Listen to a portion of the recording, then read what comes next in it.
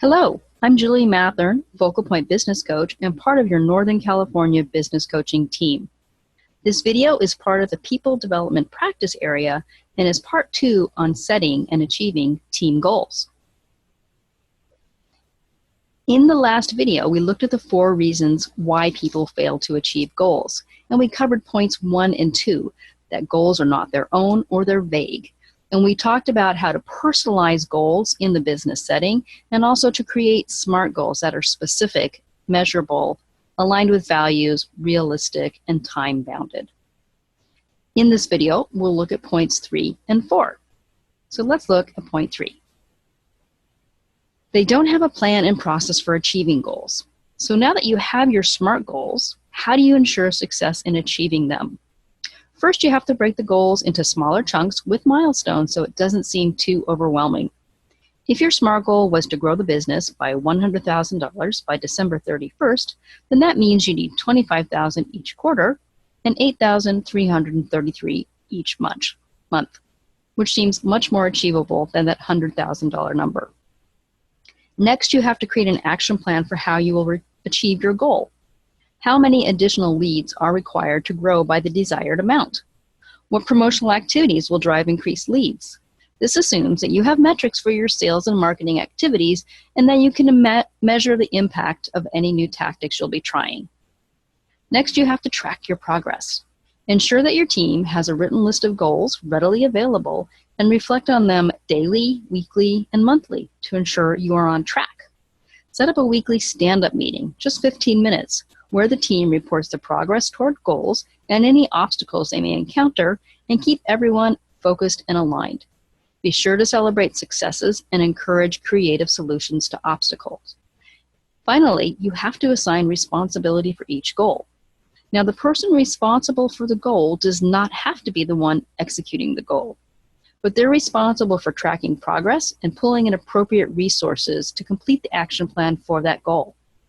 At your weekly meeting, the responsible person provides a status update, including any accomplishments or obstacles that may require assistance.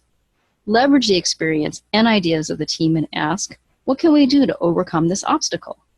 This is a great way to empower the team to problem solve and take ownership for reaching the goal.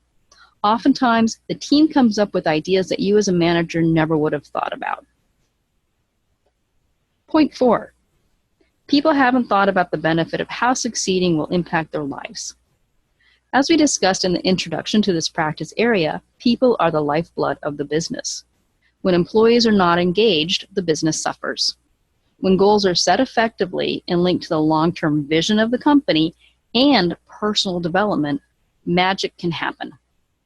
The Gallup organization conducts an annual survey on worker engagement.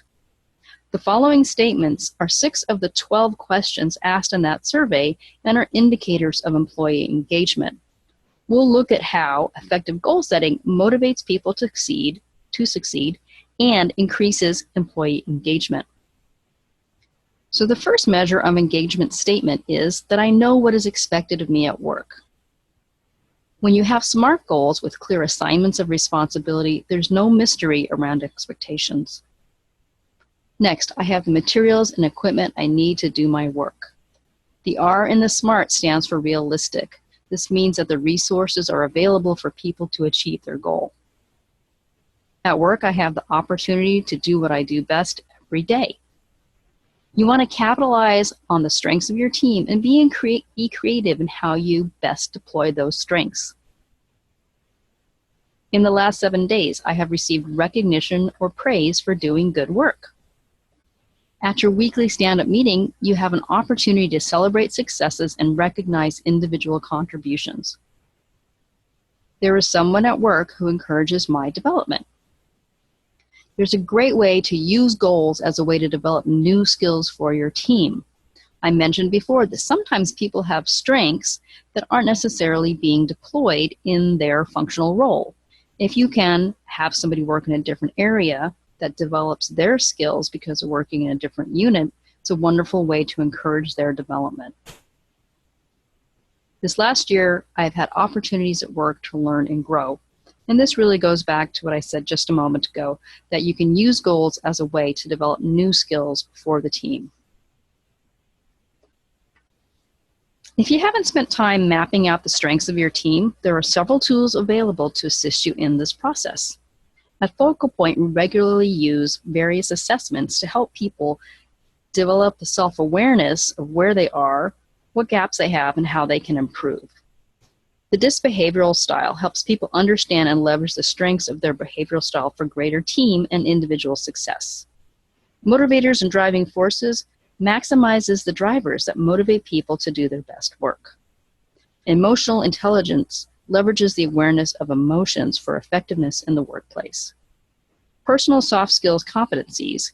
This ranks the 23 core competencies we find in the workplace and helps people understand where they're strong or where they might have some deficiencies and need some growth and development in order to grow their career or be more effective in the role that they have.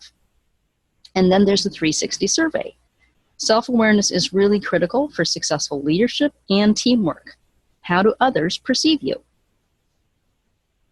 Ultimately, successful goal setting and achievement requires a clear vision of where the organization is heading with goals aligned at all levels toward this common purpose. A coherent strategy and an implementation plan are also required. In the end, when the people are successful, business is successful. Regular communication and recognition of employees' contributions will motivate people and teams to succeed.